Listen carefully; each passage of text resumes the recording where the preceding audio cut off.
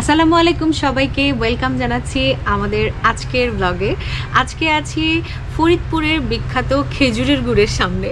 হেমন্তের হিমহিম কুয়াশার চাদর গায়ে মেখে প্রথমে আমরা চলে আসি ফরিদপুর সদরের মুন্সিবাজারে। সেখান থেকে রিকশাযোগে আমরা পৌঁছে যাই পিয়ারপুর গ্রামে। এই সাত সকালে পিয়ারপুর গ্রামের সৌন্দর্য দেখে বিমোহিত না হয়ে পারলাম না। কিছু দূর আসতেই চোখে পড়ল এক গাছি খেজুর গাছ থেকে রস সংগ্রহ করছে, আর এই রস দিয়েই তৈরি হচ্ছে খেজুরের গুড়। গাছ থেকে রস নামানো থেকে শুরু করে রস নিয়ে এসে এই তাফালে ঢালা এবং এই রস জাল দেওয়া, এখন তো দেখতে পাচ্ছেন আমিই নাড়ছি। এটা একটু পরেই গুড়ে পরিণত হবে। নতুন গাছি ইন দ্য টাউন। ডাক্তারি ছেড়ে কি গুড়ের পেশা ধরলাম? সিজনাল চুলা বানানোর একটা ডিফারেন্স আছে। এই সাইডে হচ্ছে যে জাল দিচ্ছে, এইখানে হচ্ছে তাফাল দেওয়া, এইখান দিয়ে কিন্তু এই যে ধোঁয়া বেরোচ্ছে, একদমই একটা দারুণ ঘ্রাণে ছেয়ে গেছে। আর ফ্রেশ ফ্রেশ খেজুরের গুড়, উফ, আমি তো জাস্ট তর্স হইতে পারছি না যে কখন হবে। জটা হয় নাকি? পরীক্ষা নিরীক্ষা হবে জমলো নাকি চেক করতেছে না ভাই?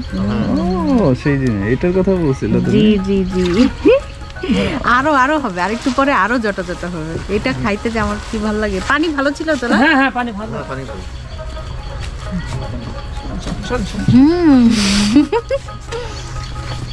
আচ্ছা, ওটাই ফেলছে। সেই মজা।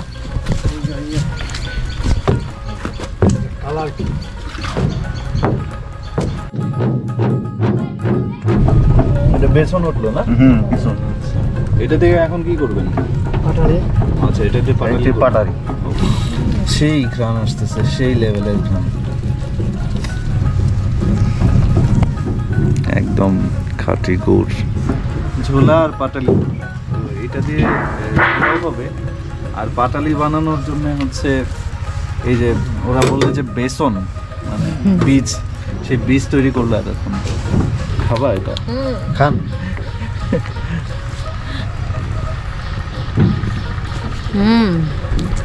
একটু খেয়ে দেখো। বিসমিল্লাহ। তো আমি যে মজাটা পাইছি ওটার একটা জটা জটা, ওটা না।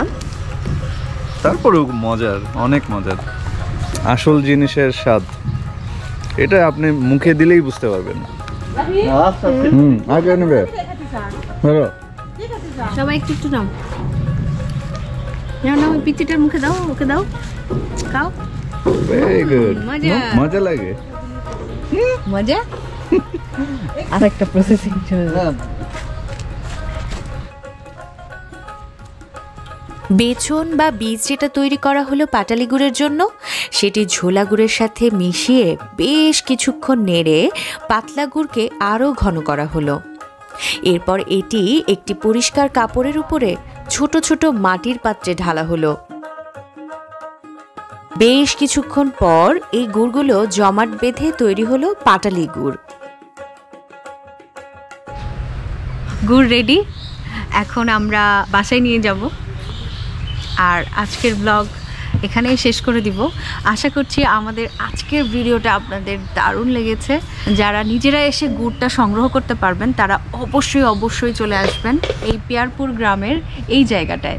সেই সুদূর রাজশাহী থেকে এসে দুজন ভাই থাকেন, তারা শীতের 3 মাস রস সংগ্রহ করেন, তারপরে সেটা থেকে গুড় প্রস্তুত করে সেটা বাজারজাত করেন। তো আজকের মতো বিদায় নিচ্ছি। সবাই ভালো থাকবেন, সুস্থ থাকবেন, আর আমাদের পেজের সাথেই থাকবেন। আর যারা আমাদের ইউটিউব চ্যানেলের এখনও সাবস্ক্রাইব করেনি, দ্রুত দ্রুত গিয়ে সাবস্ক্রাইব করে দিবেন। তো আজকের মতো বিদায় নিচ্ছি। আল্লাহ হাফেজ।